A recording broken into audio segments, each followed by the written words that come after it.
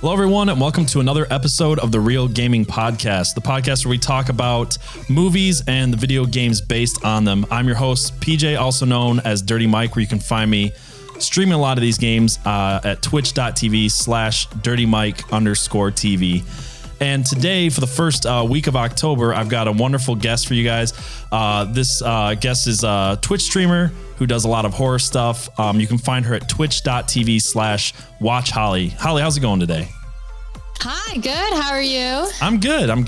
What have you been up to this? I know we're recording this in September. It's coming out in October, but I'm already feeling the fall in the air where I'm at. The spook is coming out already. Are you kidding me? Yeah, people are already talking about it on the radio and things like that, and my friends figuring out what to do for Halloween. So, and as being a horror game streamer myself, I definitely tried to prepare for October. Yeah, for sure. I feel like fall kind of came early this year, but I live in Michigan, so it always comes earlier than you expect, and everybody nowadays starts putting out stuff in basically July when you go to the stores. So I'm already basically there, you know? That's funny. Yeah, it seems to get earlier and earlier. I actually seeing Christmas stuff in the beginning of September at stores. What? I'm like, yeah, it's a little weird. Well, honestly, what I like about that, for any holiday that comes up, it always reminds you, if it's like a small one, like Father's Day or Mother's Day, you'll start seeing it in the stores super early and you're like, oh gosh, okay, yeah, I'm going to have to do that. So it's kind of like a reminder for me. So definitely for those, because I honestly could not tell you ever when Father's Day and Mother's Day are. Yeah, I could not tell you. Like once you just said that, I'm like, what months are they? What months are they even in? I don't know. Yeah, so I want to tell people a little bit about your Twitch channel before we get started. By the way, we are going to be talking about Alien today. Sorry, I should have said that earlier. Alien and the Alien Isolation video game, which came out in 2014 for PS3 and Xbox and PC. But yeah, tell people a little bit about your Twitch channel. Yeah. So I'm WatchHollie. I started 5 months ago and at the end of March. So I'm fairly new to streaming, but I am a horror game streamer. I stream every single night at 8 p.m. Pacific Standard Time. I'm in California. And on Wednesdays, we do a movie night. We actually don't always watch horror movies. I know, shocker. But it's just like the community votes on what movie that we watch. And then on Sundays, I play with my viewers. So that's a little bit about me. Nice. Yeah, that's really awesome. I miss doing movie night. I feel so bad right now because I used to have a schedule and like all this stuff, like movie night and everything. And since COVID, I've been on call 24/7 with work. And then I bought a house and my internet is trash. So I can only stream like really late at night. Oh, thank you. No. I'm excited, but the internet's supposed to be good, but there's a problem with like some local hub where it sends out and the upload speed is just completely crashed until like midnight. So my Twitch, yeah, it's really bad. I think it was fine when we moved in, and literally we bought the house like the day I got laid off because of COVID. Oh, which is a little stressful, but the internet was working fine. And then everybody having to work from home. Now everybody's doing school from home. My daughter's doing school from home right now. The internet's just way overloaded in my area. So yeah. I miss movie night and stuff. Everyone's home. So I'm sorry, say that again. That sort of makes sense because everyone's home. Yeah. Most people are still working from home, or at least a lot of people are. I feel like that's kind of the direction that things are going, as far as companies starting to realize they can probably save money by having a lot of employees work from home. I don't know. It seems like a lot of my friends who are able to, like where I live, people are able to go back to work for the most part. And there's still a lot of them working from home if they have a job that's any type of automated or over the phone or computer type stuff. It'll be interesting when this podcast comes out in the first week of October, how everything is, when we're talking about all of this. And yeah, well, it's 2020. We could have had the full blown apocalypse by then. You never know. Everything's going crazy. You were just telling me about California being on fire. So yeah, I know. Right. Yeah. So hopefully, who knows? You ever see that movie? Sorry, we'll get into the other stuff in a minute. You ever see that movie, Cabin in the Woods, talking about horror stuff? Oh my gosh. Yes. Oh, I love Cabin in the Woods. Cabin in the Woods is one of those amazing movies that is a comedy and a horror at the same time. And it's super, super well. I'm a huge fan of horror comedy, and I love that movie. And the meme is just perfect for this whole year, where it's like every month they're standing in the front of that chalkboard, like who had square dancing hurricanes for August, or who had, this or that. Yeah, pretty much. It's Oh my God. I just enjoy every beginning of the month seeing that meme and being like, all right, what are we facing this month? Start taking bets, you know? Yeah. Let's not go that far though.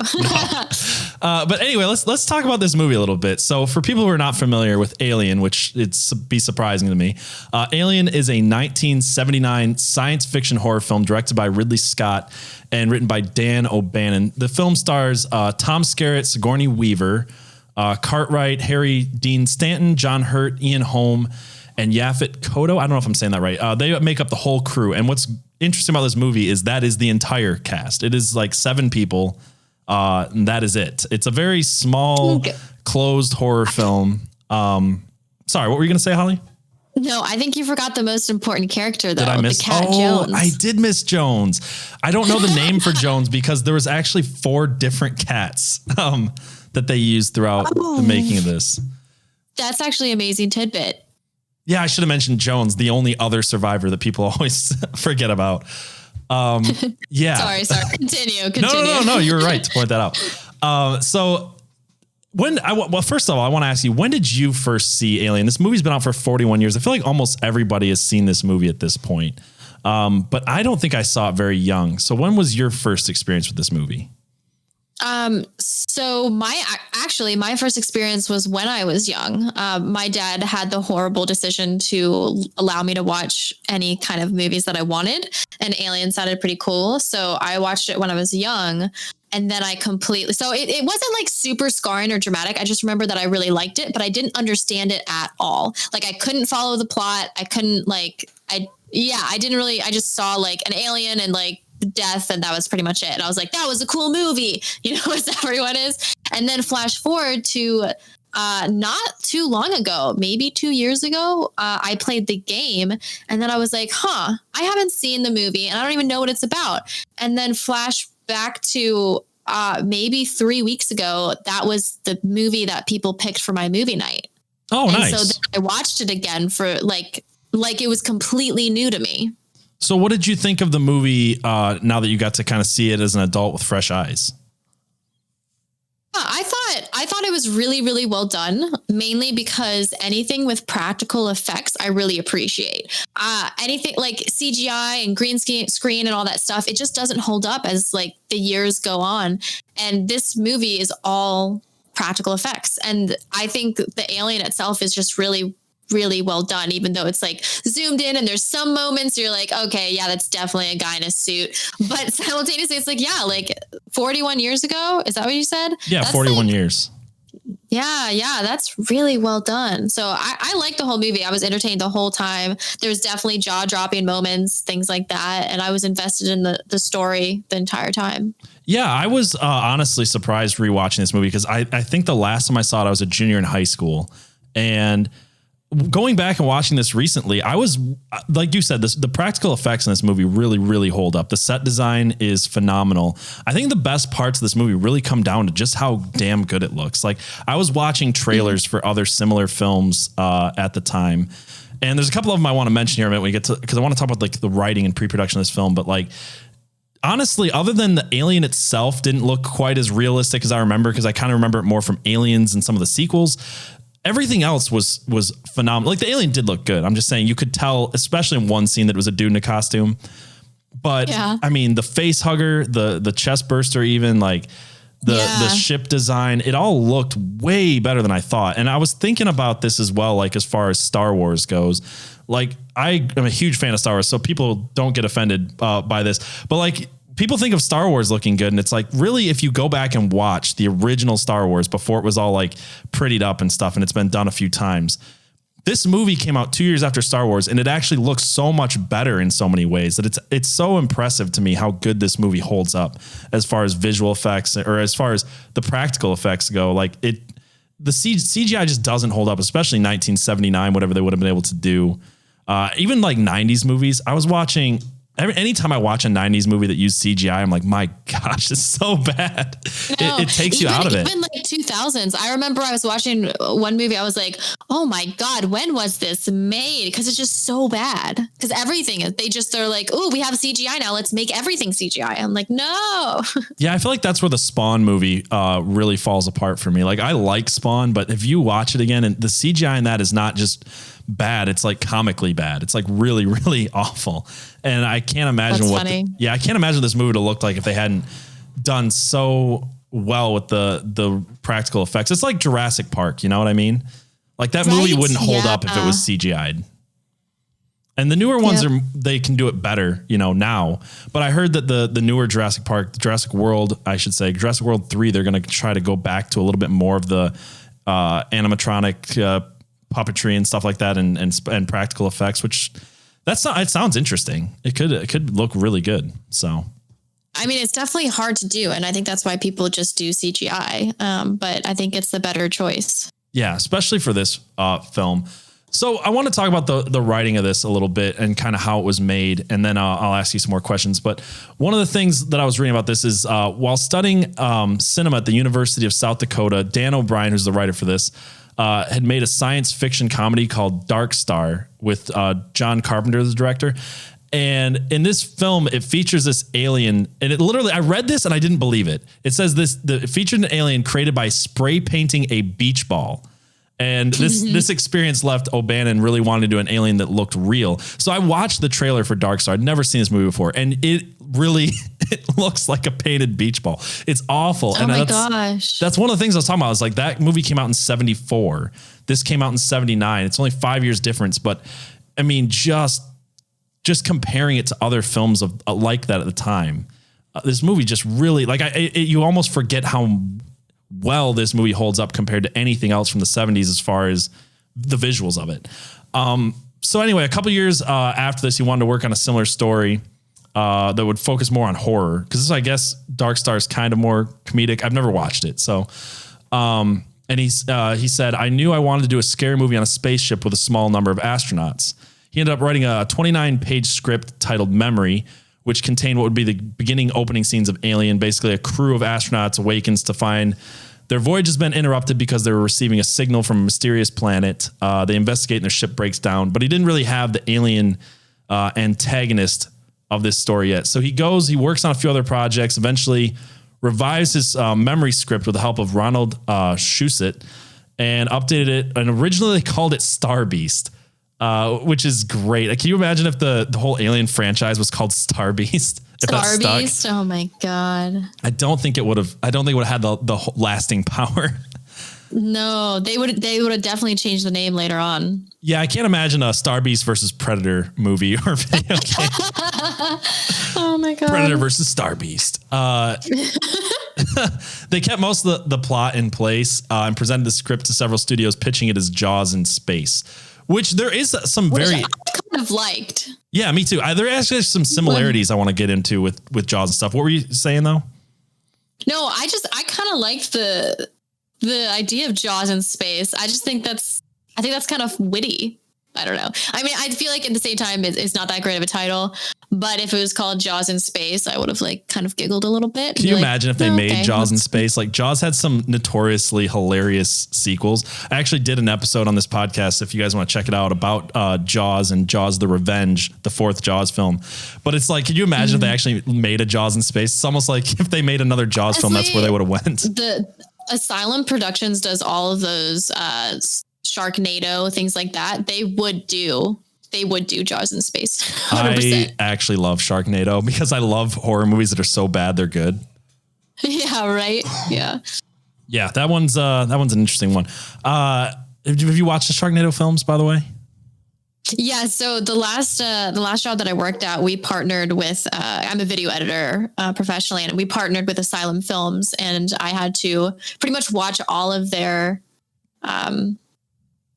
movies and add ad breaks into them based on like the timing and things like that of when would be a good ad break. So I've watched so many of Asylum Films movies. There's like Abraham Lincoln versus zombies. I've heard of that one. Yeah. So many things. Is there a and favorite they're all one? Hilarious and wonderful. Is there a favorite one to you?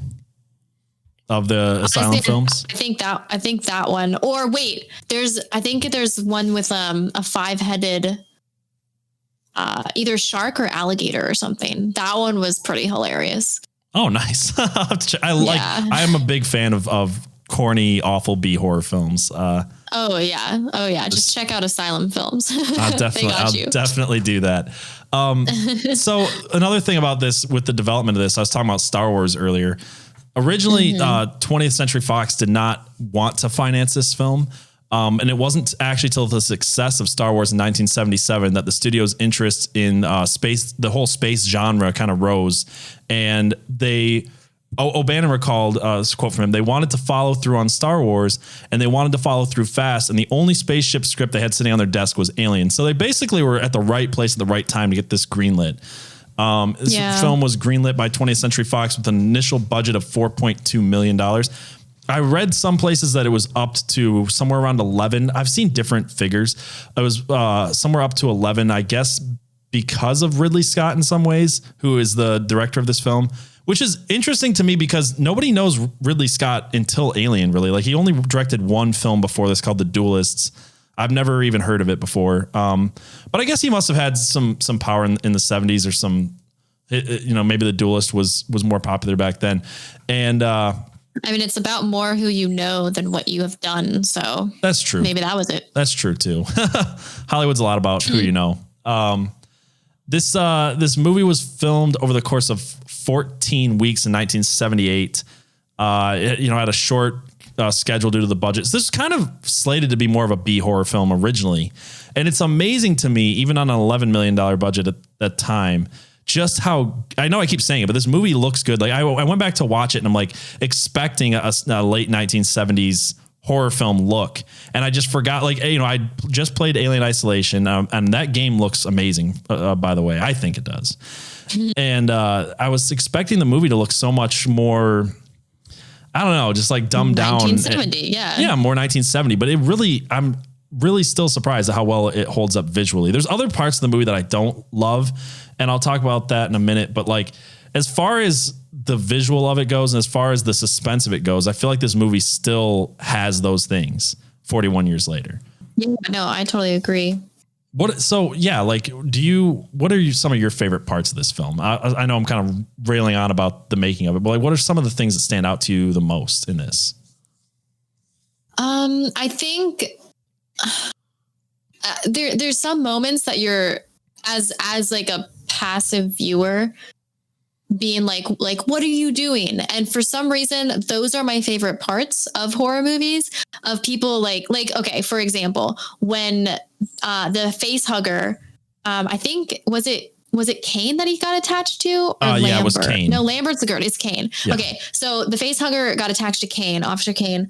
And they all went in there once the face hugger was gone. And in my head, I was like, what are you doing? Why are you going in there? But it's like that, moments like those. And there's so many moments of the whole film that I'm just like shaking my head with like my hands over my face, being like, oh my God, like these people are so stupid. I can't believe they're doing this. Like, but that's what makes it like so engaging, is because I have opinions and things like that. So probably because I think that was the first jump scare of the movie was when, probably first jump scare was when the face hugger came out. Huh? Yeah. You're right. I think that when it jumps out of the egg would be the first jump scare. And then when it bursts out of his chest, the second would be the second. Well, the second would be when it fell from the ceiling onto Oh her. yeah. You're right. I almost forgot about that part. So I think that was, because then so that was probably like one of my favorite moments, just because it makes me so engaged in the film. And when I can start maybe you can do when he bursts through the chest. That one's a really good scene, and I think it was really well done. But simultaneously, I didn't necessarily get lost in it and engaged in it as much as I did like these other smaller scenes, or like looking for the cat. Like that's another one of mine. It's just I get so on the edge of my seat and so being like, I want to like help these people. And I think that's what makes it a good movie, is these smaller scenes that kind of like build, not necessarily character dynamic or development, because it doesn't I don't think there really is much, but it still makes me kind of like relate to them a little bit. That is my biggest gripe with the film, is there is essentially no character development in this whole film, which it bothers me, but I think that's the biggest thing that keeps me from loving this film as much as everybody else. I'm a real story person. I love good character development. I've got a really unpopular opinion about the character development. This I'll share with you in a minute. But like, as far as those good scenes go, I definitely enjoy the jump scares. I feel like it does jump scares well without coming off as too cheesy. And you were talking about like yelling at the screen, and I had a few moments like that myself that I actually took notes on. I will say this though, as far as like some of the horror movie tropes of everybody just being so stupid that you just want to like wrap your hands around their throat and shake them. Like I feel like this movie wasn't that stupid. I'm sorry, what? They're not that stupid. No, it was more realistic. That's what I liked about it, is it felt like they made mistakes and you were kind of frustrated, but it was more realistic in the moment. Like the stress they were undergoing and them waking up from cryo sleep and not really being fully aware of what's going on. They did seem really cool about like going back to this planet and like finding an alien life form. They're just like this is normal to them a little bit, which I mean, that's true. None of them really thought about, I guess that's true. But they felt very, when they found out that, Ripley was what do you call, not Rip? I'm sorry, not Ripley. Ash. When Ash was an android. Thank you. When Ash was yeah. I'm sorry, my words. Yeah. When they found that out, they also didn't care either. But so I also wonder if like they sort of knew a little bit. I mean, they must be pretty familiar with the world of androids. They weren't like, oh my gosh, I didn't know they could do this, but like they were just kind of more shocked. That's what I said. Yeah, exactly. Yeah. I don't know. So, but then to talk about like, oh, they're sort of stupid, not stupid. So like when they're letting the people in and Ash like disobeyed Ripley's order, yes, which we find out there's the reason why he did that. But at the beginning, we're also thinking that they're all stupid too, because other people play along with it too. Like it's crafty. They're all like, sorry, go ahead. Yeah, no, well, yeah, that's pretty much my point. Yeah, I thought that Ash's character was really crafty for an android, and it was kind of surprising to find out that not only is he an android, but he's kind of like the antagonist of this film, because he seems like a pretty level-headed scientific guy.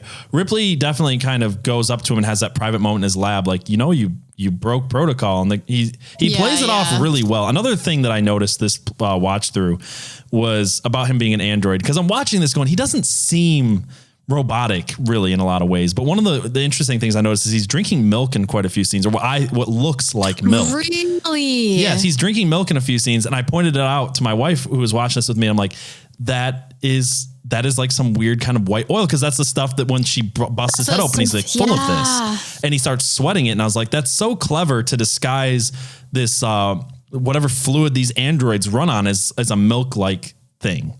So I noticed that this time. So that way, when like the scene where he starts like sweating blood, essentially, or sweating oil out of his forehead, that's when you realize like, oh my gosh, he's an android. That stuff he's been drinking this whole time is like some type of oil or fluid or something. That's really observant. Yeah, I just noticed it this time. I haven't seen the movie in a really long time, but I knew going in this time he was an android. Yeah. What was some other things I noticed? Okay, so here's the thing that people point out that I think is interesting. The movie does such a good job of focusing on all the characters of the Nostromo, all 7 of them, pretty equally in the beginning. And a lot of people said that they weren't really sure who the protagonist was supposed to be till almost halfway through the film. I feel like the film subtly gives you some pretty interesting clues that Ripley's going to be the hero of this story. Did you pick up on any of that, or? Yeah, I don't know why, but so I told you I watched it when I was younger, and I definitely wouldn't have come to any conclusions in that way. I just would have passively watched the whole thing. But recently, I don't know, maybe I just assumed Ripley was the protagonist the entire time, and I don't know why I thought that. But I think like Lambert, like nobody really cares about Lambert. And then like Parker and Brad, is it Brad? Brad? Brad. What's it? Brad. I don't know why I said Drad. That's all good. I don't know. Like who cares about their characters either? Like, I don't know. Like Dallas does seem like he could have been the protagonist though, I guess on the first playthrough. I definitely picked up on why Ripley was earlier on, but sorry, go ahead with what you're saying. No, well, tell me like the specific moments. Cause I just feel like they lingered on Ripley more. Like it was more through her perspective. When they went out to the ship, she was like more the logical one. and she just seemed like the smarter one, to be honest. Yeah, and I think that's definitely part of it. Sorry, I didn't mean to cut you off. No, it's good. It's good. And then I feel like Captain Dallas going out to even find the distress signal in itself. Like, why would the captain go out and do that? Like, I don't know. Like, that does kind of set him up as the hot-headed character more than the cool-headed hero, I would say. Yeah. For me, the two things that really pointed out Ripley being the protagonist came pretty early. And that was when they first realized that it was not a distress signal, but a warning. When she's like, hey, Mother's decoding this and it's a warning. She's like, I want to go out there. And Ash is like, well, if they die, you can't help them. They're pretty much screwed at this point. And that kind of showed a little bit of heroism on her part, which I thought kind of led to that point. And then the big scene for me is when they get back, they have the alien, the face hugger is on Kane. She's the one to say, you're not getting on this ship. She's the one being logical, saying, look, you're going to kill us all. And she's kind of the voice of reason. In that, she's to me, so logical. That to me set her out as a protagonist right there. If you hadn't picked up on it yet, I feel like that is the part where you kind of should get it, I think. Yeah. But I liked her character. Did you like Ripley's character in this film, or? It's a film without a lot of character development, but I feel like she's likable. Yeah, so that's what I'm saying. Like, yeah, I completely agree with you. I didn't really, other than relating to them in the situation that they were in, I didn't relate to them as people at all. So I could really care less about all of them except for Dallas or Ripley. I think those were two, and I don't know why. Like, I feel like Brad, because Parker died with the cat. Is it Brad or is it Brett? I thought it was Brett. I get the name wrong. I don't know. It's all good. I don't know. See, that's the whole point. You don't care about these characters. Yeah. I don't really. Yeah. So I didn't really latch on and care about any of them like that much. But Ripley, as just like a strong, independent, logical woman, I tend to like. So yeah, I did like her. That is a little bit of my thesis on this movie. Is I feel like one of the bigger reasons this movie still has staying power, and maybe you think I'm wrong, but I think actually having the female protagonist is part of that. I feel like if it would have been Dallas as the lead, I think people would have not cared about this movie for as long. I think that it was, I don't know, it was interesting at least, and she does portray a strong female character better than I think a lot of movies do it today. I feel like a lot of movies today rely on this whole 110-pound woman can kick a 300-pound dude through a door. And it's so unrealistic. And it's like, you don't have to be like physically super strong to be a strong female character. And I feel like that's kind of giving it some staying power. Do you think I'm right on that, or? No, I honestly didn't even think about it until you just brought it up. And I 100% agree with you. I mean, it's mainly because she is so smart. Like, she's the smartest one on the entire, she's definitely the most level-headed too. Yeah. Mm-hmm. I like that. So it's like she's the third officer in charge because it's Dallas, Kane, and then her, right? And yeah. And she, like, I think in those moments, her character really like shine, or like not her character, but like her person like shines through in those situations. Yeah. I will say that we would keep talking about the character development. That is a real issue with me. That is like part of me. Yeah, go ahead, go off. Let me hear it. I'm interested. So, going back, I don't remember liking this movie very much growing up, to be honest. And I know that I always felt like I was wrong in some way. And maybe it was because I was younger. I was like, Predator's so much cooler. So I was kind of like pitted them against each other. But I just remember not liking this movie a ton. I obviously I still like it as far as visually goes, and it's definitely very suspenseful. The whole destruction sequence in the end is super suspenseful. The fourth act of this film is super suspenseful, which is interesting to me that this actually kind of has a fourth act. I'll get back to what I'm saying in a second, but like horror movies always have this like a 3-act structure where it's like what is it, and then or basically you're originally finding this creature, this monster, whatever, and it kind of attacks, or you kind of learn of its discovery. By the end of the first act, you realize that it's real in a lot of cases. And then the whole second act is trying to figure out what it is and kind of having to confront it. And the third act is defeating it or escaping. And this movie had an interesting kind of fourth act where you thought the movie was over, and then all of a sudden, it attacks for a final time. And I thought that was kind of interesting. I feel like a lot of horror movies have taken from that and done that a lot of times. You see that a lot where you get that moment of relief where you think it's dead and then it comes back for one final attack. And I think this movie might have been what set that up. I think that movie might have started it, but I think that's what all movies kind of do now. Like I recently watched the 2020 Grudge for my movie night. Oh, okay. Which wasn't that good of a movie, but it was fun. And yeah, it was the same fourth act and everything. So yeah, and I wonder if they kind of took. I feel like this film it's developed by this. I feel like in a lot of ways this film is good because it's important more than it's in some ways that it's actually really super interesting. Like I said, the suspense is great, the horror is great, but what holds me back is the character development.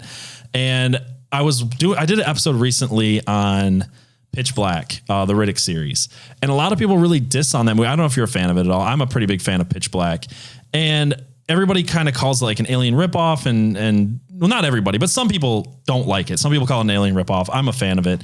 And what I have to say about Pitch Black that does better than Alien, is that the Pitch Black has a story arc. It has a character arc. The main character starts off, people think Riddick's the main character but it's not really. It's the girl, I can't think of her name right now.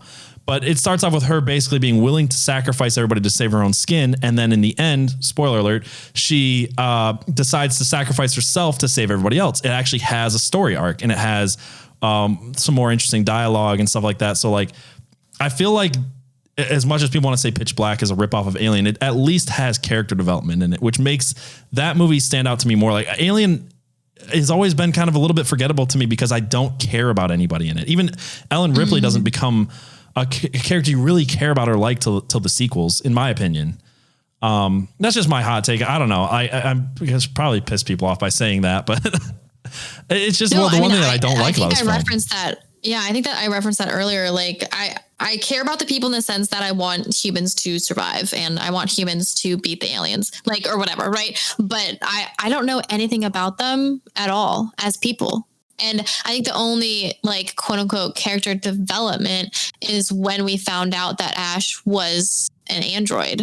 Yeah. And is that even a character development? Not really. It's more of a surprise. We found out his like intentions, and like why he let it on the spaceship and why he wouldn't like when it came out of the chest, he was like, don't touch it. Don't touch it sort of thing.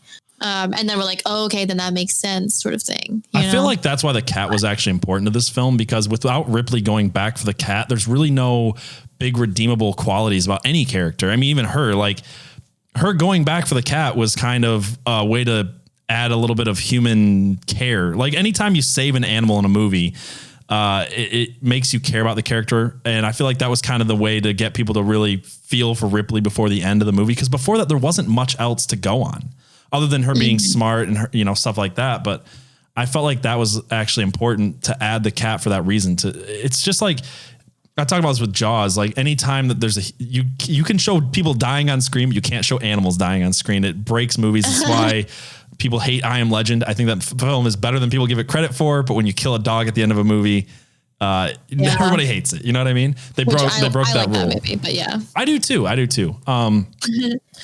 want to ask you a few more questions about sorry, go ahead. Well, it's also, the cat is also the reason why she didn't die, because if she went back for Lambert and the other guy that we still not quite sure his name, then she would have died. But the reason, like, because she said 7 minutes. Yeah. And she's like, I'll be there in 7 minutes. And then she was about to go, and then she heard the cat. She was like, crap. Yeah. Like, let me go get this cat. And while she was searching for the cat, the last two people died. Yeah, that's a good point. I didn't think about it like that. I always kind of thought about it like she saved the cat instead of them, but I think she probably would have just died too if she would have went back for him. You're right. Yeah. I want to talk about the movie a little bit more and then talk about the game a little bit. I a few questions for you. Have you watched the other movies in the franchise? Are you a fan of the franchise as a whole? I know you said you kind of just most recently rewatched Alien, but I wasn't sure if you'd seen Aliens or the sequels. I have not watched a single other Alien movie, not Alien versus Predator or nothing like that. I never really got into them. Oh, okay. I was thinking about trying to do an episode in the future on Aliens and then the game Aliens Colonial Marine, because I think those are kind of more related. Because as you'll see with Alien Isolation, there isn't any the game isn't based directly on the movie, but I feel like it's almost exactly the same in so many ways. There is a game based directly on Alien that came out for the Atari 2600. And I felt like it came out in 1982. It's really not worth doing a whole podcast on because it's just Pac-Man, but it looks worse. I watched the gameplay of it for like 2 minutes. And I'm like, yep, I get it. It's literally Pac-Man, but instead of ghosts, it's aliens. There's not a whole lot to say there. Yeah. But, whereas Alien Isolation is extremely, extremely long horror game. So it's a lot more to talk about. One other question about the movie. Do you have which form of the xenomorph, the alien, do you think is the scariest to you? Do you think it's like the face hugger, the chest burster, or the actual like full size alien? I have different answers for the movie and the video game, but for I'd like to hear the movie. Yeah. For the movie itself, I think it's the reveal of the xenomorph, like the full grown. So did you watch the director's cut of the film? Because it has a different reveal, and I wanted to bring that up real quick, if you don't mind. I don't think I did. Okay, so one of the things that I loved about the director's cut, besides showing where Dallas went, he was like in this cocoon thing, which comes back in the later movies in the game. That was kind of cut out. And then the other thing it added in was, I can't think of his name, but Harry Dean Stanton's character, when he's standing under that water and it's trickling on his face. There's no music. There's no build up. There's no like big suspenseful feeling that you get right before they show the alien. But in the director's cut, it pans back and has this wide shot overhead and it shows the alien kind of hanging there above him. And I thought that was actually so clever. I thought the director's cut was better in that way because it reminded me of Jaws, which is, like I said, I wanted to mention Jaws again. In the scene in the pond in Jaws, right after all that suspense kind of dies out and you realize that one shark attack was fake, you see the kid next to the pond and then the shark comes up just over the water and then crests back down. And it's like quiet in that scene. There's no like build up to it. It's just like, oh shit, there's the shark. And it's the first scene in the movie where you really see the shark. It's about halfway through, the same as in this movie. And I felt like that's where Alien learned lessons from Jaws, which came out 4 years prior, is don't show the alien a ton. And then in the director's cut, like they introduced the alien in more of a silent, creepy way. And I thought that actually added to the horror and suspense of it all. So, I may have seen the director's cut. I'm not quite sure. So he was dangling in the wires. Yes. Is the first time that you see him. And that's when Parker was looking for the cat and then the alien comes up.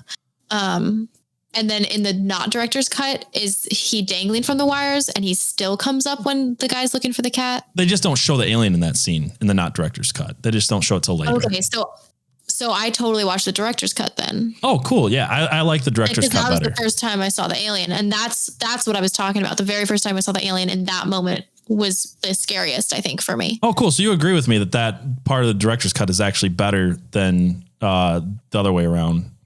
I thought it was. I guess I haven't seen the normal cut. Yeah, but I mean, you liked it, so it works, right? Yeah, I did.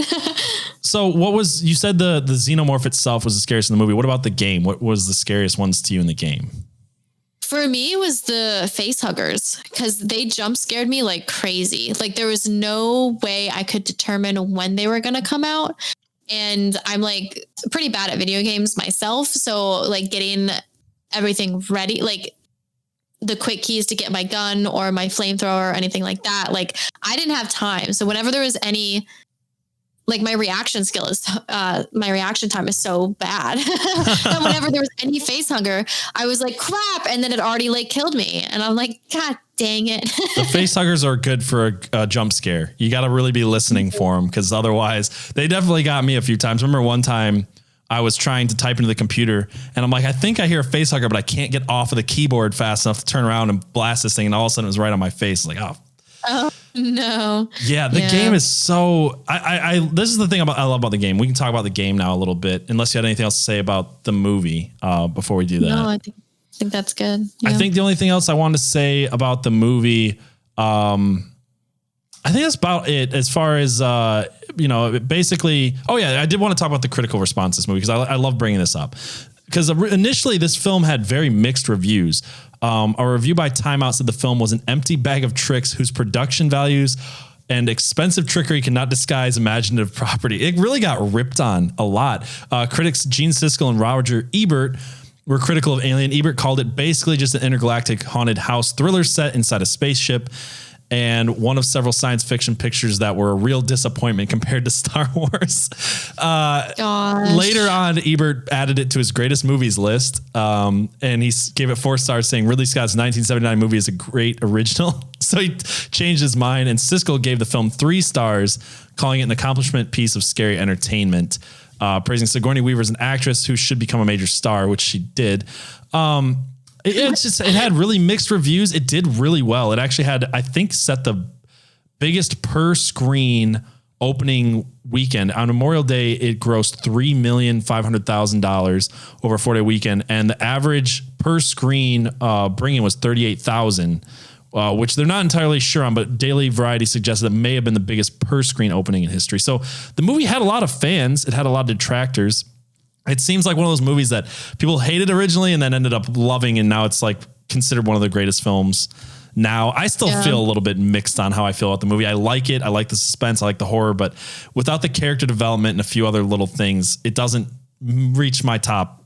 It doesn't reach the top for me. What do you like agree or disagree with like those assessments or? Yeah.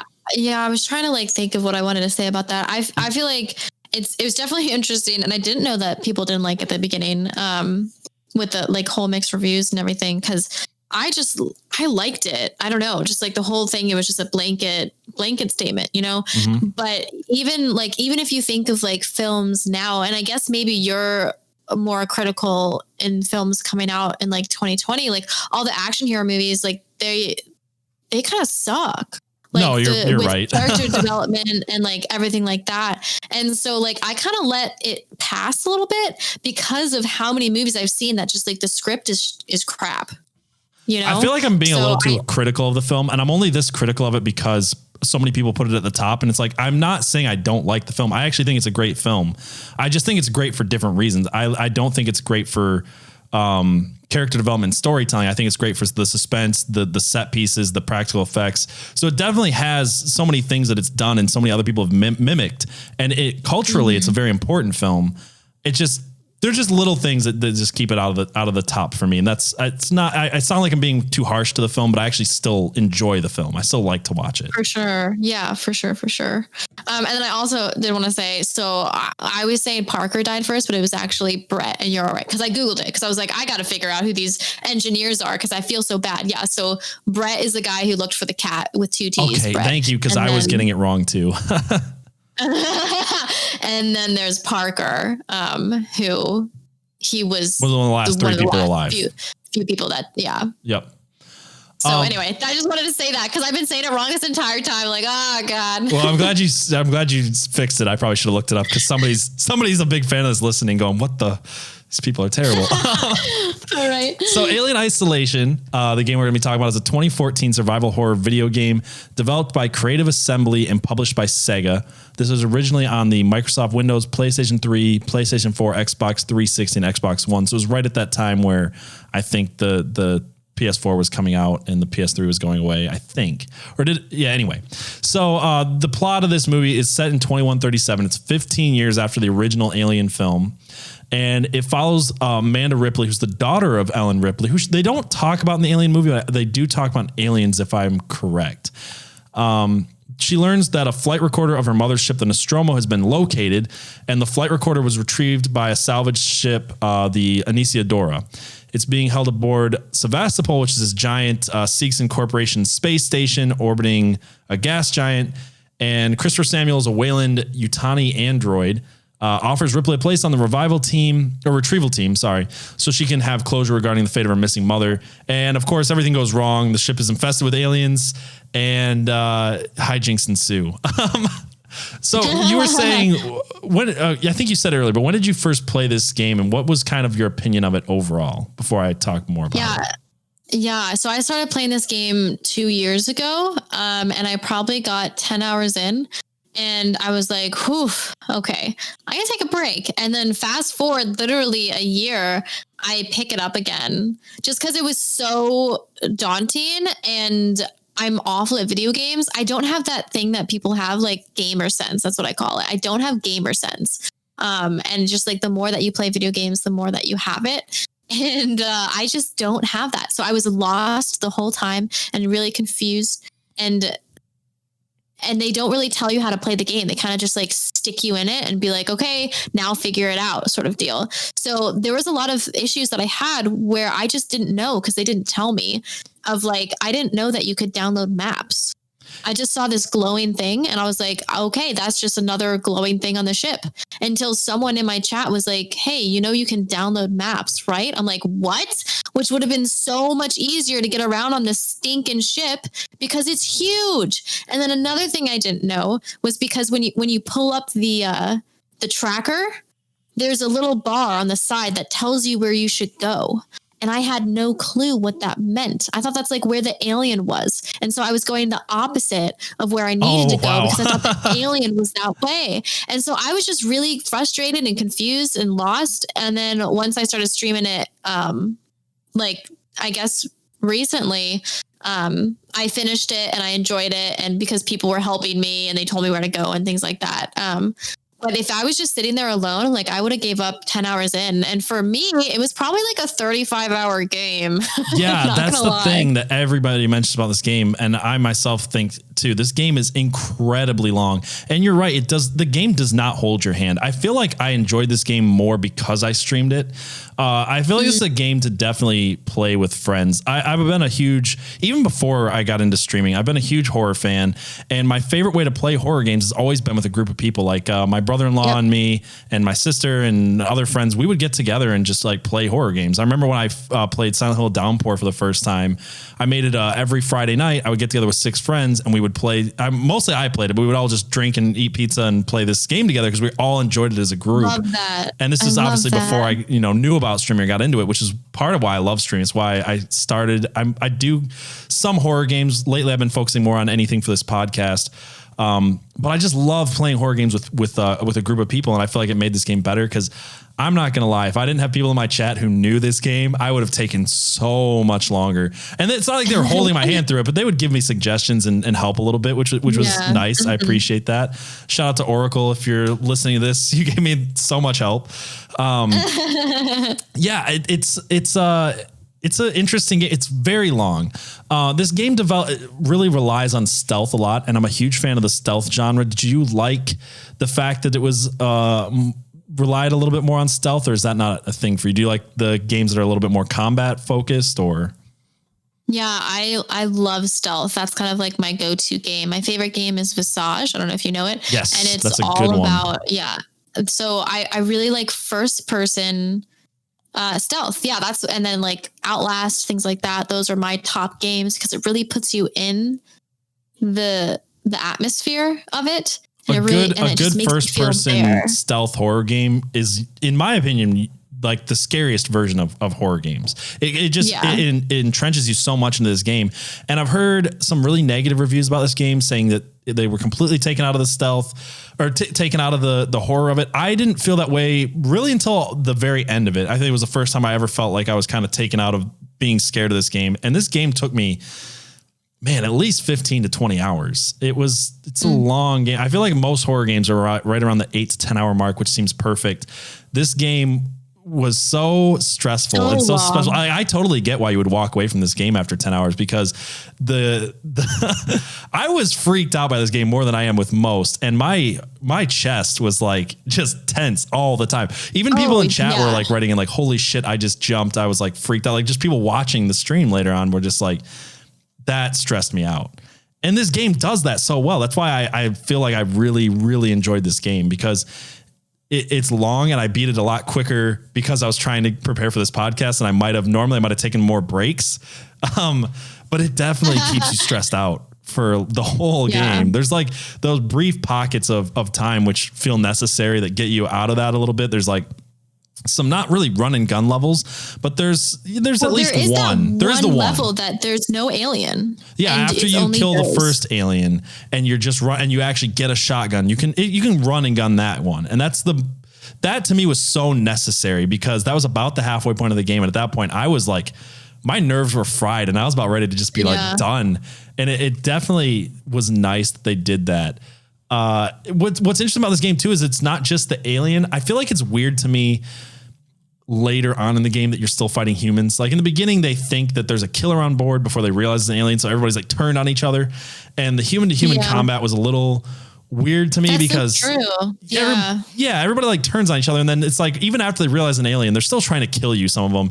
That was one complaint I had, is like, there was times where I saw a group of people ahead of me and I'm like, okay, are those my friends? Are they going to kill me? Right. And at least once I totally shot someone in the face who was not supposed to be shot. And I had to go back to a save point. And there's other times where I walked up to people I thought were friends and they just started killing me. Remember when, that's so funny. Remember when you lose Taylor and you lose Samuel, and when you finally find out that they're alive, it was so long into the game when you come back for like to help Taylor to figure out to get a med kit. And I forgot they were my friends. 100%. I forgot what Samuel looked like. I forgot what Taylor looked like. Yeah. And that kind of, sorry, I don't know if I shot them or not. I don't remember what I did, but I just remember I was so confused. That's the thing about this, is like, there's so many ways. I'd like to talk about the ways that it resembles the movie, because the set pieces or the level design, looks so much like Alien. But one of the other ways that it resembles the movie is that I didn't care about the story at all. Like, I'm not going to lie. Oh my God, so true. It's a really suspenseful game, hiding in the lockers. Like, some people complain about how much you have to hide and sneak around the alien. The alien is so much scarier in this than the movie. But just like the movie, there's no character development, really. Who's Amanda? You know what I mean? Like, who cared? Like, you were that character, and it was more suspenseful and better not even thinking about who your character was. The story, I mean, you can read the logs, you can kind of get a bit of a story from it. It's derivative. It's not derivative because it's more like a remake than it is a sequel. It doesn't really, in my opinion, it doesn't really add anything to the Alien universe the way that Riddick did with Butcher Bay. It does more. It's more like you're playing through the movie on a bigger scale. So you're the daughter, you're on a bigger spaceship. There's more aliens. There's more threats, but the story in the is really the same, even coming down to the fourth act where you think the game is over and then you get attacked by the alien, you shoot it out into space, just like in the movie. There's not a lot of story or any characters to care about. So I agree. When I came back to finding my so-called friends, I didn't know who the hell they were, and I didn't care. I was like, I don't know who you are. I mean, maybe I'm wrong that I wasn't paying attention to the story a lot. And sometimes with streaming, that tends to be the case when you miss things like that because you're talking to chat. But I just didn't think that the story of this game mattered at all. And it didn't ruin the game for me. It's not even a complaint. It's just an observation. Like, if you're in this game for story, it's not the game for you. Who the F was Milo? Like, if I say that name, do you even remember who Milo was? Definitely not. Exactly. No. Yeah. So he was the guy that brought the alien from Nostromo onto his spaceship, which I forgot what it's called, and then onto the Inisiadora, I think, right? Sebastopol. Okay, yeah, that one. So and then now they're on Sebastopol. So it's like he was the one that brought them all here. So they tried to do like a backstory or whatever, and it was when you went to give the med kit to Taylor and the android, I forgot, Samuel. Then they're like, oh well, you're gonna have to go and the sheriff was like, in order for us to do whatever the next step is, you have to convince Milo to confess of what he did or whatever. Oh, now that you say it, now I know who he is, because that part of the game was interesting to me. It seemed unnecessary a little bit, but it was kind of cool. So this is the part where you go. Well, that was them trying to be like, shit, we should probably tell you guys what's happening. That was like their version of like a narration in a movie. Yeah, it was a little long because it was a lot of just walking on a desolate alien planet. But what was cool about that part, I think, is that you actually do get to walk around in that space from the original movie where they go to search for the distress beacon and they see the weird, I don't even know what that thing is. It looks like a gun emplacement with that dead dude and the dead other alien. And they go down into that hole and they see the eggs. Like, that was kind of cool. I thought when I went back to watch the movie, I was like, wow, it looks exactly like the movie. Like, the movie still looks so good was what I was thinking too, because it looked like the game, which looked good. And that was kind of cool. But like, even that I felt like didn't go anywhere. Like, he told her that, but I was even after that, I was like, was there any real point to Milo's character other than like linking you to the movies a little bit? Cause he's like, I'll tell you the rest of the story later. And he never does it I don't think he did anyway. He just kind of like disappears. I think he does some like on the radio talking to her. Yeah. And again, I could have missed that because of streaming. But I think that was. Oh wait, yes, he does come back. He does come back. You're right. And then Taylor knocks him out with a wrench. See, the story, like I'm remembering it a little bit as we talk about it, but even as I was playing, I was like, who is this guy? Why is he doing this? I don't really care. Yeah. Like, I just want to stay away from the alien. I know. So the alien is super scary in this game. It kills you right away. You can't fight this thing. You can like about halfway through the game, you get a flamethrower, which is cool to relate back to the movie. Again, I was wondering why they had flamethrowers at all on a mining ship. I know. I don't know. But that's neither here nor there. It just didn't make sense. That's why. Exactly. Right. But like the alien itself, you can't really fight it. You can kind of use fire later on. You can use stuff to distract it. What pieces of gear? Because crafting is another big part of this. You're finding little pieces and you're crafting smoke bombs and motion sensors. No. I was wondering what you used the most, or if you didn't use stuff. That's what I'm saying. I didn't use anything. No, me neither, though. I literally did. Oh, you didn't? No, I used so I felt really dumb later on when I started realizing at the very end of the game just how helpful those noise distractors were. And I'm talking about the very end of the game. And I was like, man, I figured out that I could use my beeping thing. I already forgot what it's called that you pull up. Yeah, the tracker. Yeah. Yeah. I literally was like an hour or less away from beating it when someone was like, pull up your tracker. It tells you where you're meant to go. Oh, no wonder it took you so long. Cause I used it the whole game because it's so helpful. Yeah. No, I had no clue. I never once used a smoke bomb. I used the flashbangs a few times on the androids. I used the noise distractor thing. Yep. But that was about it. I didn't. Oh, no. I should say the EMP mines were super helpful against the androids. So talking about the androids, we mentioned the humans and the alien, but the androids might have been, other than the alien, they were almost the scariest part. They were freaky. Those beady red eyes and they freaked me out quite a bit. So at the very beginning, like if you watch like some of my clips on my channel, like I am terrified of the alien, like 100%. And I had this awful thing happen to me where I couldn't hear the audio in the game for about the first month of streaming. And that was when I was playing Alien Isolation. So half of the gameplay, I literally couldn't hear at all. Oh, wow. So I couldn't hear the alien drop from vents or anything at all. And so it made it that much scarier because I was always in the dark, I felt. And so I was just so scared the entire time trying to like sneak away from this alien, completely lost, not knowing how to use the tracker, not knowing how to use any of the things that I collected at all. And just trying to like get through it, you know? And then like I got headphones and I was like slowly like improving it on my stream and stuff like that. And people were coming in and helping me.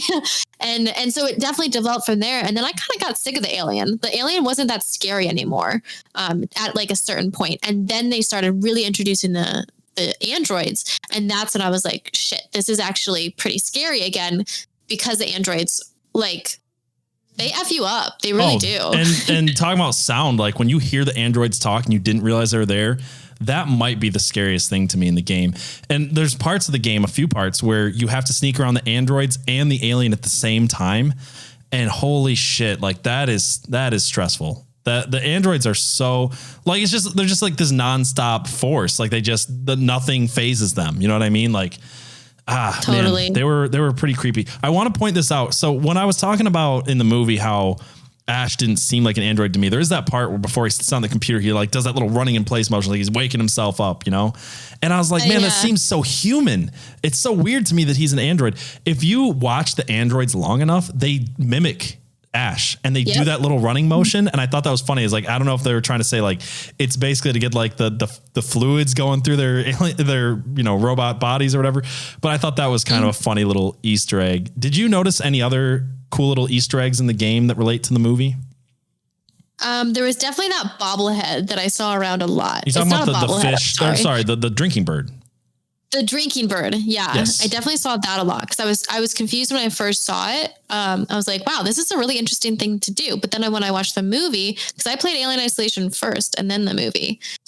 Okay. don't count me as a kid. And then that's when I kind of like put it together. It was kind of the same for me. Like I watched Alien younger and then I beat the game and rewatched the movie before this podcast. So I kind of got that same revisiting Alien was after I had played Alien Isolation. Yeah. And then there's one part where you actually hear a cat. Yes, you do hear a cat. I thought that was interesting. I didn't catch it. I was watching a little video on Easter eggs in this game. Another one is Ash tries to kill Ripley with a magazine by like shoving it down her throat in the movie. And when the androids kind of take over the ship at one point, you see a dead guy at a desk with a magazine shoved down his throat, which I thought was kind of interesting. Oh my God, I remember that. Oh my gosh, that's crazy. Yeah. I didn't know what he was trying to like choke her with actually in the movie. I was confused about that. So that's crazy that you brought that up. There is some pretty cool Easter eggs. Like I said, the level design, the look of everything looks like the movie so well. They really captured in this game, especially for 2014. It looks so good. I mean, I'm playing it on PC and that helps, but like, man, I thought this game looked great, which was another thing. And if you're a fan of the Alien movies, it definitely takes you into that universe. I love to talk about like whether these games bring you into the movie, add to the movie. What do you think on that? Like, do you feel like this is something that if you're a fan of Alien, you're really going to enjoy, or even if you're not, do you think it kind of holds up to the movie or adds to it in any way? Yeah, kind of a loaded question, I think you don't have to watch Alien if you're going to play Alien Isolation. That's for sure, because the story doesn't really matter. But I feel like most people have seen it. And I think that Alien Isolation does add to the movie, mainly because now I care about Amanda, but I care more about Amanda and I forgot Ripley's first name. Is Ellen. it? Ellen. Ellen. Yep. Yeah. So yeah, there's like Amanda's looking for Ellen's like tape. Yeah. That's the whole point of the story. She's going back, even though it's not like super like. I definitely found myself caring more for Amanda, even though she was kind of a stand-in character. She didn't have a lot to do with the story. It seemed like I definitely found myself caring for Amanda more than Ellen, at least in Alien. I feel like by Aliens and Alien 3 and stuff like that, you definitely get more of Sigourney Weaver and Ellen Ripley's character. But as far as just the first movie goes, I definitely found myself caring more about Amanda in the game. Yeah, me too. Yeah. So that's why I feel like it adds to it. Yeah, for sure. It doesn't add a lot story wise or narrative wise, but it definitely, if you're a fan of Alien and you like horror games, I don't see how you go wrong. Even if you're not, I think this is a great horror game. I really do. It's really, really long. Some people didn't like it. I wanted to read some of the critical response it got, but it got a generally favorable kind of review from Metacritic. Josh Harmon of Electronic Gaming Monthly said, Alien Isolation succeeds as a genuine effort to capture the spirit of the film franchise in playable form, rather than a lazy attempt to use it as an easy backdrop for a cash-in with an ill-fitting genre, which is something I love to talk about this podcast. Like, is it just a cash grab? Is this just we're trying to pump out a game as quickly as the movie came out, which the original Alien game for Atari is basically that. It's Pac-Man, okay? And then writing for GameSpot, Kevin Van Ord credited the game for its tense and frightening gameplay, stating that when all mechanics are working as intended, Alien Invasion is dread distilled into its purest, simplest form. And I think that's true. This game definitely freaked me out. Some people didn't like the length of it. Some people didn't like they felt like you die too much and it takes you out of it. And that was another question, because I've talked about this on the Blair Witch episode, and I've talked about this plenty of times before. I feel like in a horror game, you should always be on the edge of your seat that you might die.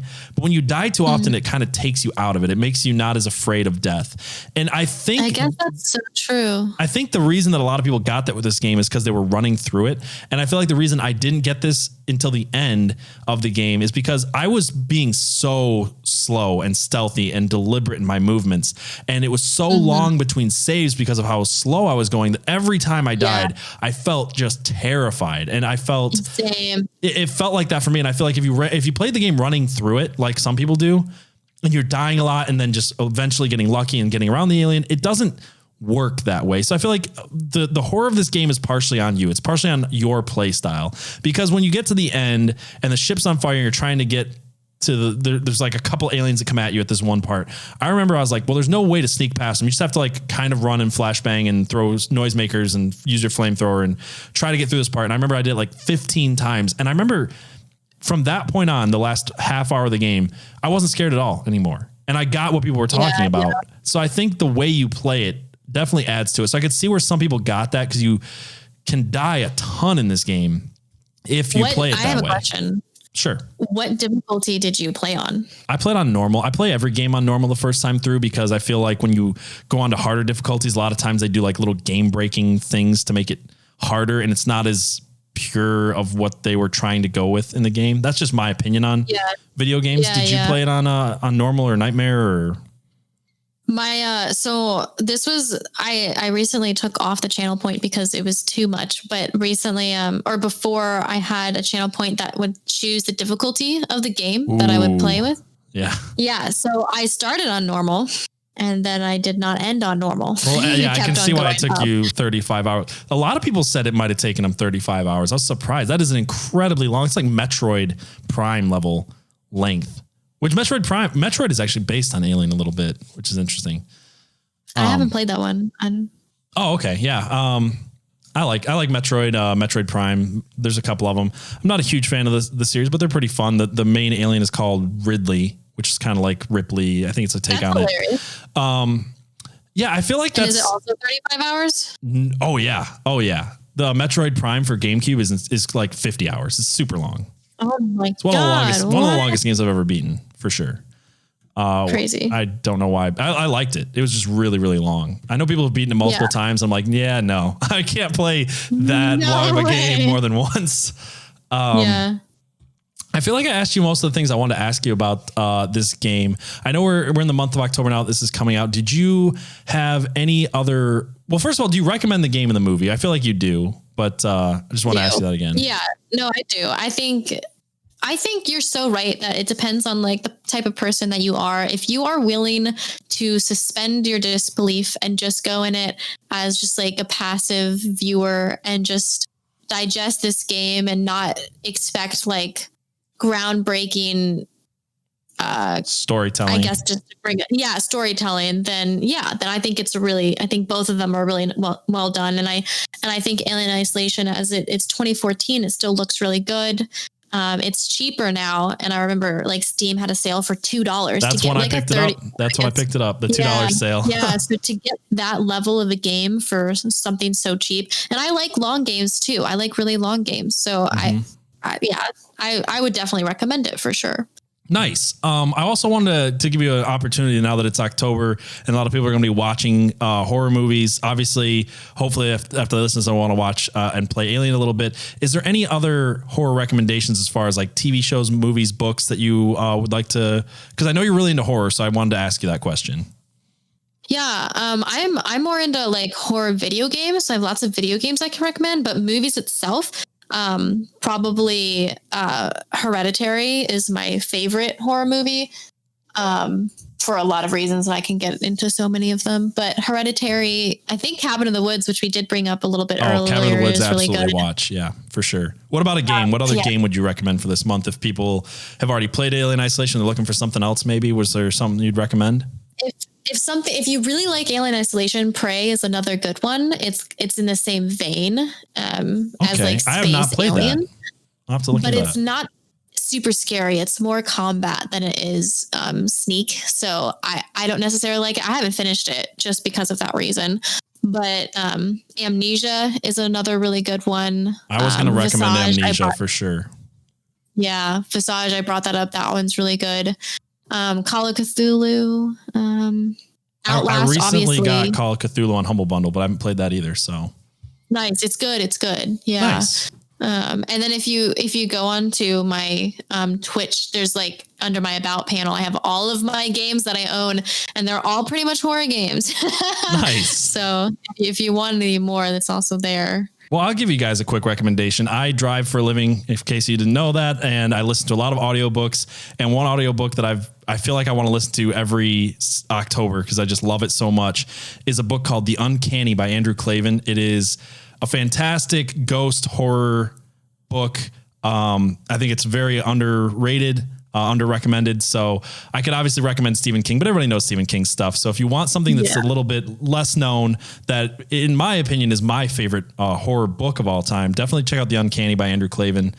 Thank you so much for coming on this episode, Hollie. I really enjoyed talking to you. I know we only met recently, but I thought it was really, really nice getting to talk to you and to get to know you a little bit better. And I really appreciated your input and opinions. Yeah, thanks for inviting me on. This was so much fun. I've never been on a podcast, so nice. I'm excited. Well, go check out Hollie at twitch.tv/WatchHollie. And that's Hollie with an IE, not a Y, right? Correct. Okay. Yes. Go check out Hollie. Hollie, I would love to have you back for another episode. We'll have to talk about that after this because I really enjoyed talking to you. Yes. Oh, thanks. You too. Thank you. All right, guys, this has been the Real Gaming Podcast. Please, if you liked this, give it a 5-star rating on iTunes or wherever you're listening to it, or subscribe on YouTube. It really helps us out. And you can also follow me, follow the podcast on Twitter and Instagram at Real Gaming Pod. That's real with 2 E's. We'll be bringing you some more horror games throughout the month of October, and horror movies and stuff like that. So look forward to that. And until next time, keep it real.